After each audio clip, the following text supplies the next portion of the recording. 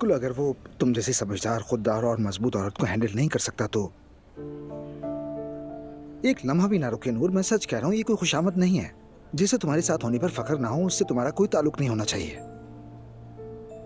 शुक्रिया। तुम ठीक हो जाओगी, फिक्र मत करो, ठीक है? हर इख्तिताम की एक नई शुरुआत होती है। कौन जाने अब तुम्हारे लिए क्या लिखा है। मेरी रोहान से अलहदगी नहीं हुई।